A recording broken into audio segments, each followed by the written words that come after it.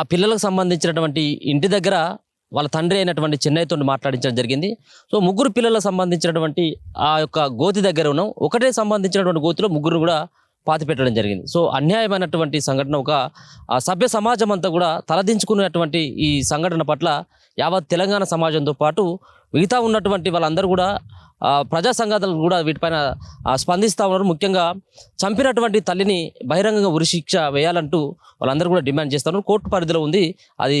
దాని తర్వాత పరిణామాలు ఎలా ఉంటాయి అనేది కూడా చూడాల్సినటువంటి అంశం. సో మొత్తానికైతే మాత్రం చెన్నయ్య సైతం ప్రతిరోజు ఇక్కడికే తండ్రి అయినటువంటి చెన్నయ్య ఆ పిల్లల యొక్క సమాధిని చూసేందుకు, పిల్లలకు సంబంధించినటువంటి ఆ గోతిని చూసేందుకు ప్రతిరోజు ఇక్కడికి వచ్చి కన్నీరు పెట్టుకుంటున్నాడు. వాళ్ళు ఒక పక్కన చెన్నయ్యకు కాపల కాయలేక వాళ్ళ బంధువులు కూడా ప్రతిరోజు ఆయన ఏమైనా చేసుకుంటాడు అన్నటువంటి ఒక ఆందోళనతో ఉన్నారు. ఒకసారి చెన్నైని చూడొచ్చు. చెన్నయ్య కూడా ఇక్కడ ఉన్నటువంటి గోతి దగ్గర, వాళ్ళ పిల్లలకు సంబంధించిన గోతి దగ్గరే ఉన్నాడు. ఒకసారి మాట్లాడేటువంటి ప్రతినిధి, ఏందన్నా ఇక్కడికి ప్రతిరోజు వస్తూ ఉన్నారట, సో ఎందుకు మర్చిపోలేకపోతా ఉన్నారా ఈ సంఘటన? డైలీ రాకపోతే నా మనసు ఏదో అయిపోయినట్టు ఉంటుంది సార్. నా పిల్లలను నాకు దూరం చేసి అంత ఫస్ట్ భార్య చేసుకుంటే, ఫస్ట్ భార్య అప్పుడు చనిపోయింది, నా పిల్లలు ఎదిగొచ్చిర్రు అని నేను సంతోషంతో ఉంటే నా పిల్లలను తీసుకొచ్చి నాకు చేసే పిల్లలు నాకే చేస్తారు. నా పిల్లలు అంటే నా పిల్లలకే నేను చేయవలసి వచ్చింది సార్. అది దానం చేయడానికి నాకే నా పిల్లలు చేస్తారని అనుకుంటే, నా ముగ్గురు పిల్లలు ఉండని సంతోషంతో అనుకుంటే అది ముగ్గురిని తీసుకొచ్చి నేనే ఒక తాన పెట్టవలసి వచ్చింది సార్. నాకు అది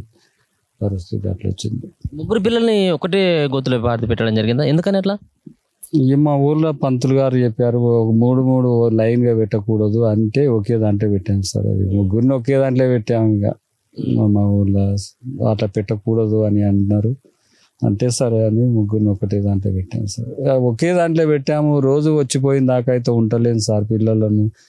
ఈ మనసు బాధ ఎక్కువ అయిపోయింది సార్. అక్కడ ఇంటికాడ ఉండలేక, ఇక్కడ ఉండలేక, ఎక్కడ వెళ్ళాలి అని తెలియని లోటు అది అయిపోయింది సార్ నాకు.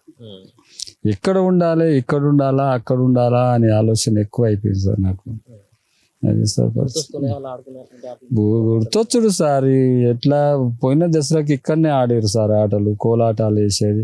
డాడీ డాడీ నడువు నువ్వు పాట చెప్పుద్దా అని నన్ను న్యాయంబడి పడేది, వాళ్ళ అమ్మేంబడి పడేది. నేను కూడా పెట్టాను సార్. వాళ్ళకు పాట పాడితే పిల్లలందరూ నవ్వేది నా పాటను చూసి. నేను పాట పాడేది మా పిల్లల సంతోషం కోసమే కదా అని నేను పక్క పిల్లలను వాళ్ళ నీళ్ళని ఎంజాయ్ చేయాలని ఆడిపించేది సార్. దసరాకు వచ్చినప్పుడు చేసిన అట్లా అయింది సార్. నాది నా బతుకు నాకే నా పిల్లలు చేస్తారంటే నా పిల్లలకి నేను చేయవలసి వచ్చింది. తన్న తల్లి కోసు కడుపు కోత గింతకు వచ్చింది. నాకు గొంతు కూరి వచ్చింది సార్. ఇప్పుడు చేయాలి సార్. ఏం చేస్తారు మీ మీడియా వాళ్ళు ఏం చేస్తారో మీకు చేతిలో నొక్కుతున్నా. మీ మీడియా వాళ్ళ మీదనే పెడుతున్నా, అక్కడ పోలీస్ అధికారుల మీద పెడుతున్నా, కేంద్ర ప్రభుత్వం మీద పెడుతున్నా, రాష్ట్ర ప్రభుత్వం మీద. మీరే న్యాయం చేయాలి. నాకు న్యాయం చేసినంత వరకు ఉంటాను. లేకపోతే మీరు చేయకపోతే ఇక నాది ఎంతకుందో చెప్పలేం సార్. అది జరిగిపోతుంది. అదే సార్. ఇది మొత్తానికైతే చెన్నయ్య బాధపడుతూ ఉన్నటువంటి అంశం.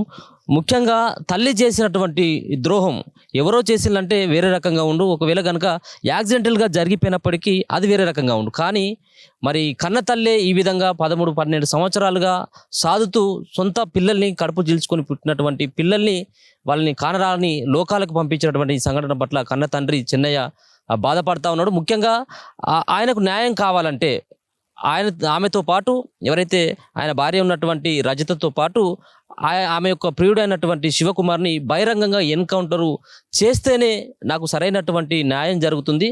ఒకవేళ కనుక వాళ్ళు బెయిల్ పైన వచ్చినట్టయితుంటే నా సంబంధించినటువంటి చావును కూడా చూసేటువంటి రోజు వస్తుందని చెప్పేసి కూడా ఆయన మాట్లాడుతున్నాడు. చట్టాలపైన, కోర్టులపైన నాకు నమ్మకం ఉంది. ఖచ్చితంగా ఇటువంటి వాళ్ళు భూమి పైన బతికేటువంటి అర్హత లేదన్నటువంటి అభిప్రాయాన్ని అయితే వ్యక్తం చేస్తూ ఉన్నారు. మనం గతంలో కూడా ఇంటి దగ్గరికి వెళ్ళడం జరిగింది. ఆ అమీన్పూర్ ఆ ప్రాంతంలో జరిగినటువంటి ఇంటి దగ్గరికి కూడా వెళ్ళడం జరిగింది. ఆ పిల్లలకు సంబంధించినటువంటి ఆనవాళ్ళను కూడా చూపెట్టేటువంటి ప్రయత్నం చేసినాం.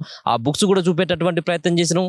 ఆ చుట్టుపక్కల ఇళ్లలో ఉన్నటువంటి వాళ్ళతో కూడా మాట్లాడించేటువంటి ప్రయత్నం చేసినాం. ఆ పిల్లలు ఎంతో చలాకీగా ఉండేటువంటి వాళ్ళు, చదువులో కూడా వాళ్ళు ముందు వరుసలో ఉండి ఫస్ట్ ర్యాంక్ తెచ్చుకునేటువంటి పరిస్థితి ఉండేది అని చెప్పేసి చెన్నయ్య చెప్తా ఉన్నాడు. చెన్నయ్యకి అలాగే పిల్లలకు ఉన్నటువంటి ఆ సంబంధాన్ని ఇప్పుడు కూడా మర్చిపోలేకపోతాను. వాళ్ళు చెప్పేటువంటి మాటలు కావచ్చు, వాళ్ళ తండ్రి పైన చేసేటువంటి గారాభం ఇంకా కూడా నేను మర్చిపోలేకపోతా ఉన్నాను. పిల్లలు లేనటువంటి జీవితం నాకు ఎందుకు అంటూ ఆయన ఆవేదన వ్యక్తం చేస్తూ ఉన్నటువంటి పరిస్థితి కనపడతా ఉంది. కెమెరా పర్సన్ గణేష్తో అనిల్, మన తొలి వెలుగు.